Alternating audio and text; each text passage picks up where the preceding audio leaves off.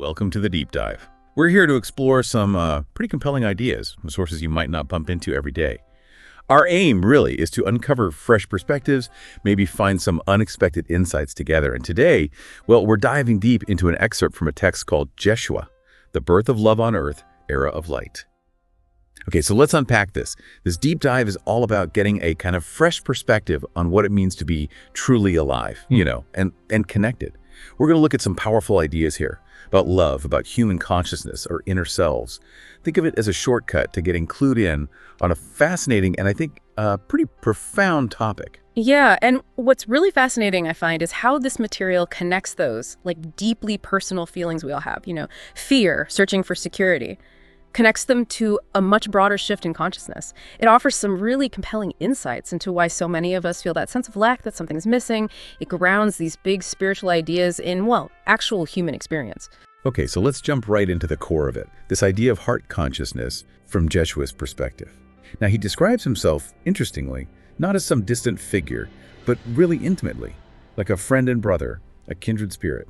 And crucially, he says he's not other than you, for I am in you. That's quite a statement. Yeah. He talks about bearing a new energy, this vibration of the heart consciousness that he suggests is waking up now on a really big scale. It's a powerful way to put it, definitely. And the text, it expands on that. It defines this heart consciousness as being directly tied to the soul.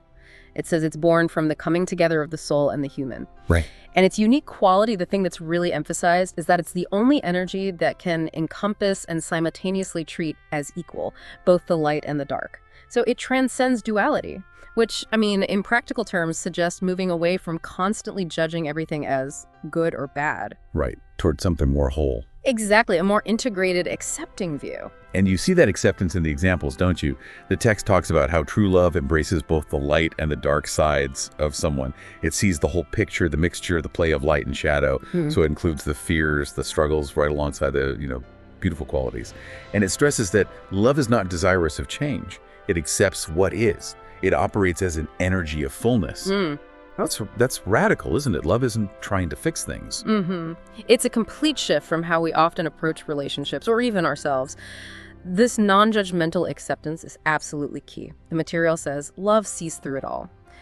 It's not within duality. It doesn't operate by separating things into opposites, good versus evil, light versus dark.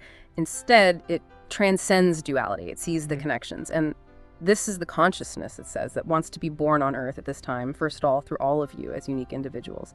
So it's a shift starting inside each person. Okay, we've talked about this profound heart consciousness. Yeah.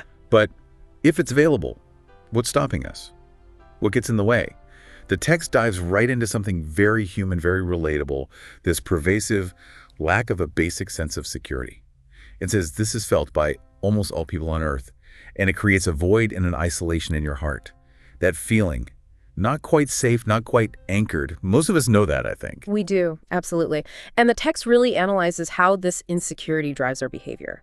It leads us to look for external sources of safety. Things like acquiring property and possessions, being successful, establishing a career, knowing people, and having many friends. The source is quite clear. These are often outer manifestations of an inner lack, trying to fill that void from the outside in. And it's not just individual, is it? The material suggests that society, as it is today, is driven by that basic sense of insecurity, which leads to this constant chasing after more, the unrest, the searching, the setting of goals and pursuing them.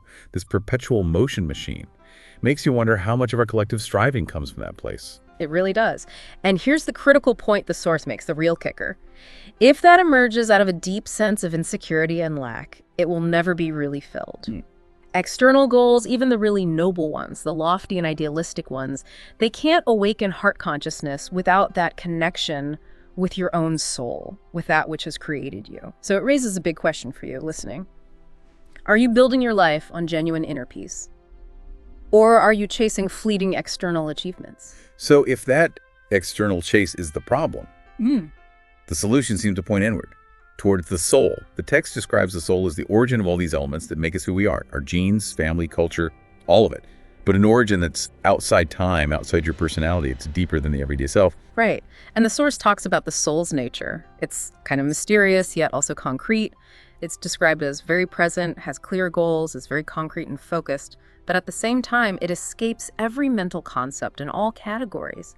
Our minds can't quite box it in. It even offers a practical approach, which I like.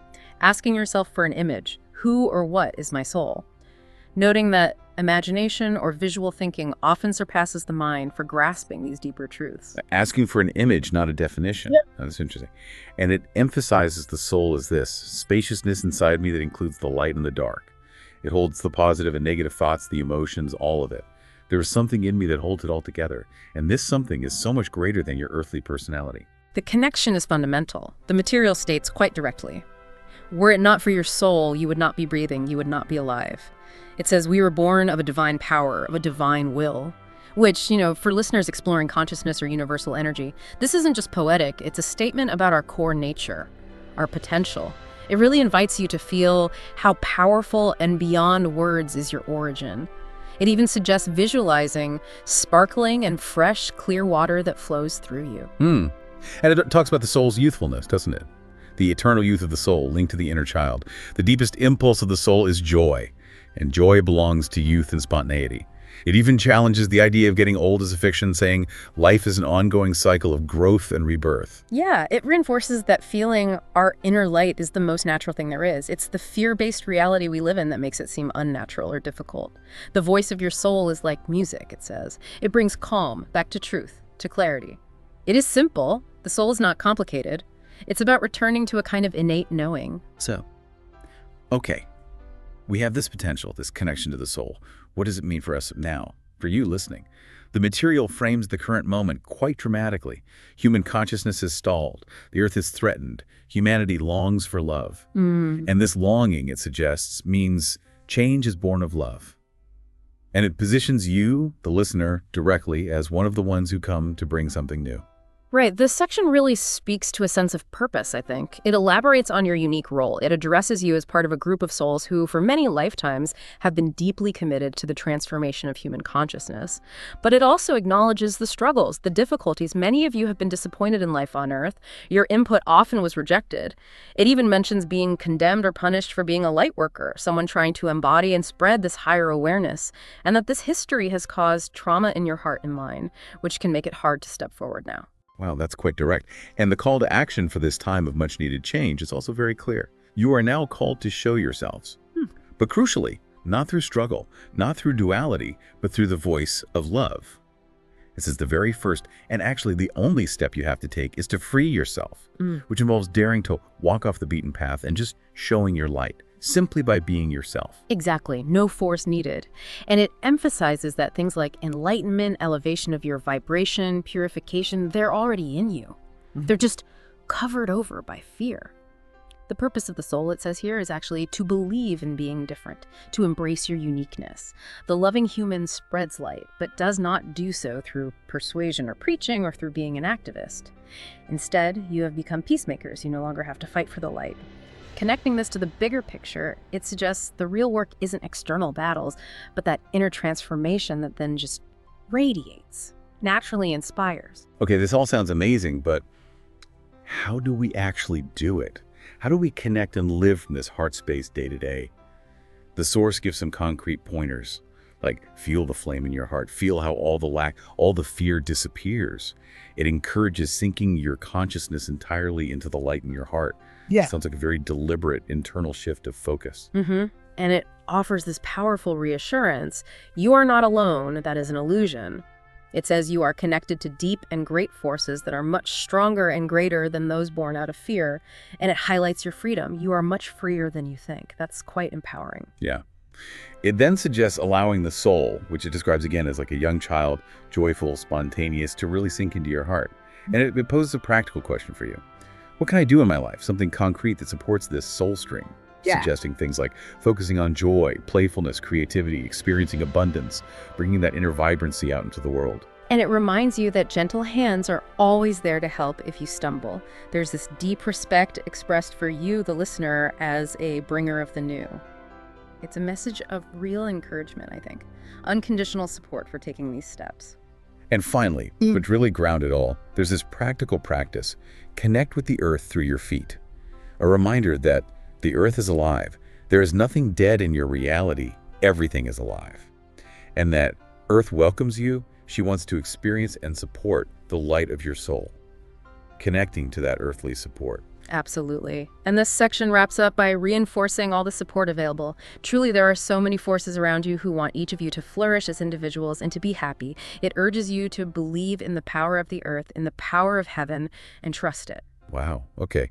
That was quite a journey through these ideas. We've touched on heart consciousness, that deep search for security, the nature of the soul, and this idea of being bringers of something new. Yeah, it's a deep dive that really reminds us, I think, that the biggest shifts often start inside with that simple connection to who we truly are. It's about cultivating that inner state of acceptance, of love, and letting that naturally radiate out. And Jeshua ends with, I am not separate, we are one. So the final thought for you to ponder is, what does that really mean? How might embracing this idea of oneness actually change how you see your connection to everything? How might it transform your everyday experience? Thank you for joining us on this deep dive.